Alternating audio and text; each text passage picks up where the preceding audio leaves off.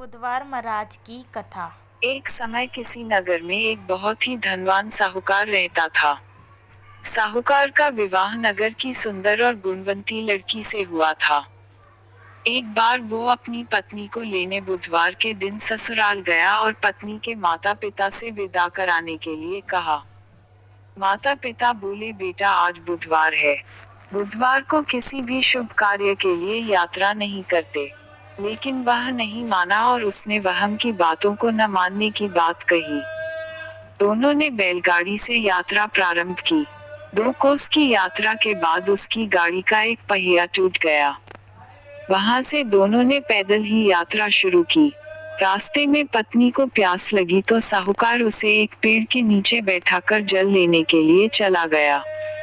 थोड़ी देर बाद जब वो कहीं से जल लेकर वापस आया तो वह बुरी तरह हैरान हो उठा, क्योंकि उसकी पत्नी के पास उसकी ही शक्ल सूरत का एक दूसरा व्यक्ति बैठा था। पत्नी भी साहूकार को देखकर हैरान रह गई। वह दोनों में कोई अंतर नहीं कर पाई। साहूकार ने उस व्यक्ति से पूछा, तुम कौन हो और मेरी पत्नी के पास क्यों बैठे हो? साहूकार की बात सुनकर उस व्यक्ति ने कहा, अरे भाई, यह मेरी पत्नी है। मैं अपनी पत्नी को ससुराल से विदा करा कर लाया हूँ, लेकिन तुम कौन हो जो मुझसे ऐसा प्रश्न कर रहे हो? साहूकार ने लगभग चीखते हुए कहा, तुम जरूर कोई चोर या ठग हो। यह मेरी पत्नी है। मैं इसे पेड़ के नीचे बैठाकर जल लेने गया था। इस पर उस व्यक्ति ने कहा, अरे भाई, झूठ तो तुम बोल रहे हो। पत्नी को प्यास लगने पर जल लेने तो मैं गया था। मैं तो जल लाकर अपनी पत्नी को पिला भी दिया है। अब तुम चुपचाप यहाँ से चलते बनो, नहीं तो किसी सिपाही को बुलाकर तुम्हें पकड़वा दूंगा। दोनों एक दूसरे से लड़ने लगे। उन्हें लड़ते देख बहुत से लोग वहां एकत्र हो गए।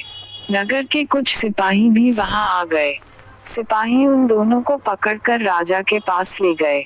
सारी कहानी सुनकर राजा भी कोई निर्णय नहीं कर पाया। पत्नी भी उन दोनों में से अपने वास्तविक पति को नहीं पहचान पा रही थी।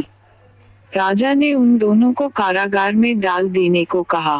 राजा के फैसले को सुनकर असली साहूकार भयभीत हो उठा। तभी आकाशवाणी हुई, साहूकार, तूने माता पिता की बात नहीं मानी और बुधवार के दिन अपनी ससुराल से प्रस्थान किया। यह सब भगवान बुद्धदेव के प्रकोप से हो रहा है। साहूकार ने भगवान बुद्धदेव से प्रार्थना की कि हे भगवान बुद्धदेव, मुझे क्षमा कर दीजिए। मुझसे बहुत बड़ी गलती हुई। भविष्य में अब कभी बुधवार के दिन यात्रा नहीं करूंगा और सदैव बुधवार को आपका व्रत किया करूंगा। साहूकार की प्रार्थना से प्रसन्न होकर भगवान बुद्धदेव ने उसे क्षमा कर दिया। तभी दूसरा व्यक्ति राजा के सामने से गायब हो गया। राजा और दूसरे लोग इस चमत्कार को देखकर हैरान हो गए। भगवान बुद्धदेव की अनुकंपा से राजा ने साहूकार और उसकी पत्नी को सम्मानपूर्वक विदा किया। कुछ दूर चलने पर रास्ते में उन्हें बैलगाड़ी मिल गई। बैलगाड़ी का टूटा हुआ पहिया भी जुड़ा हुआ था। दोनों उसमें बैठकर नगर की ओर चल दिए। साहूकार और उसकी पत्नी दोनों बुधवार का व्रत करते हुए आनंद पूर्वक जीवन यापन करने लगे। भगवान बुद्धदेव की अनुकंपा से उनके घर में धन संपत्ति की वर्षा होने लगी। जल्द ही उनके जीवन में खुशियां ही खुशियां भर गई।